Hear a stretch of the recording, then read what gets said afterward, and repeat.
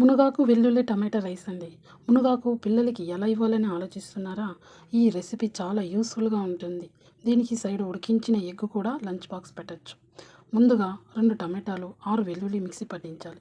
ఇందులోని 1 spoon chilli powder వేసి mixie పట్టించాలి. ఇప్పుడు పెనంలో ఆయిల్ వేశాక ఆవాలు, జీలకర్ర వేసా. తర్వాత వెల్లుల్లి పీసెస్ కూడా వేసి అలాగే ఆనియన్ కూడా వేసి వేయించాను.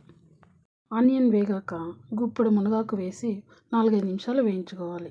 మనం ముందుగా రెడీ చేసుకున్న పేస్ట్ కూడా ఇందులో వేసి కొద్దిగా సాల్ట్ వేసి బాగా దగ్గర పడ్డ వరకు వేయించుకోవాలి. ఇది వేగిన తర్వాత నేను 2 గరిటెల రైస్ కూడా వేసి వేయించుకున్నాను. బాగా ఫ్రై అయింది. మన మునగాకు టమాటా రైస్ రెడీ అండి. ఇది పిల్లలకైతే ఇద్దరికి సరిపోతుంది. పెద్దవాళ్ళకైతే ఒక్కరికి సరిపోతుంది. ఇది చాలా ఈజీ అండ్ హెల్తీ రెసిపీ అండి. మీరు కూడా ఒకసారి ట్రై చేయండి. చాలామంది కాకరకాయ అంటేనే మాకొద్దు, మాకు నచ్చదు, చాలా చేదుగా ఉంటుంది, మాకొద్దు బాబోయ్ అంటారు. చేసే విధానంగా చేసుకోవాలి కానీ ఏ వంట అయినా రుచిగా ఉంటుంది.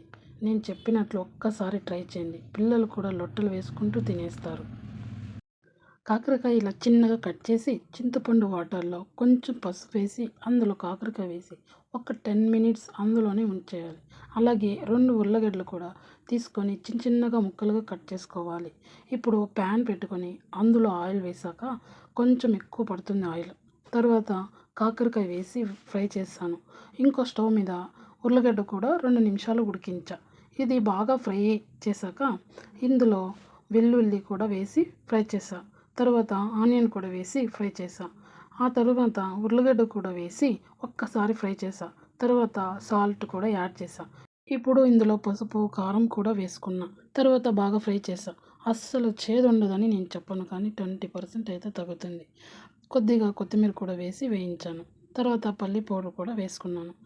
పౌడర్ వేసి బాగా ఫ్రై చేసుకున్నానండి. ఇది పూర్తిగా ఆప్షనల్ అండి. మీకు కావాలంటే వేసుకోవచ్చు, లేదంటే స్కిప్ చేయండి. నాకు ఇష్టమని నేను వేసుకున్నానండి. ఇప్పుడు కొంచెం తీసి పక్కకు పెట్టుకున్నా. అది పప్పులోకి కానీ రసంలోకి కానీ తినచ్చు. ఇప్పుడు ప్యాన్లో ఉన్న ఈ ఫ్రైలోకి రైస్ వేసుకొని ఒక్కసారి ఫ్రై చేసుకున్నా. అంతే అండి, మన కాకరకాయ రైస్ రెడీ.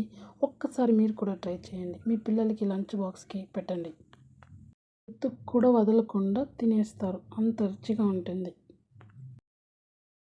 బెండకాయ ఎగ్ ఫ్రై రైస్. మీ ఇంట్లో బెండకాయ ఇష్టపడట్లేదా? అయితే ఎలా చేయాలని ఆలోచిస్తున్నారా? ఒక్కసారి ఇలా ట్రై చేయండి. ఈజీ రెసిపీ కూడా. చేశాక ఇష్టంగా కూడా తింటారు. ముందుగా కొంచెం ఆయిల్ వేసి బెండకాయ ఫ్రై చేసుకోవాలి. తర్వాత అందులోని ఆవాలు, జీలకర్ర, ఉద్దిపప్పు, పచ్చెనగపప్పు వేసి వేయించా. ఆనియన్ కూడా వేసి వేయించాను. ఆనియన్ గోల్డెన్ కలర్ వచ్చే వరకు వేయించుకున్నా. ముందుగా వేయించిన బెండకాయ కూడా వేసి వేయించేసా. ఇది ఫ్రై అయ్యాక కొంచెం పసుపు, చిల్లీ పౌడర్, సాల్ట్ కూడా వేసి ఫ్రై చేసా. ఇది ఫ్రై అయ్యాక ఇందులో ఒక్క ఎగ్ వేసి వేయించాను. మీరు కావాలంటే ఇంకో ఎగ్ కూడా వేసుకొని ఫ్రై చేసుకోండి. నా దగ్గర ఒకటే ఉంది, నేను ఒకటే వేసుకున్నానండి. ఇది ఫ్రై అయ్యాక ఇప్పుడు ఇందులో రైస్ వేసి వేయించాను. అంతే, మన బెండకాయ egg fry rice ready. Simple recipe, పిల్లలు కూడా చాలా ఇష్టంగా తింటారు. ఒక్కసారి ట్రై చేయండి.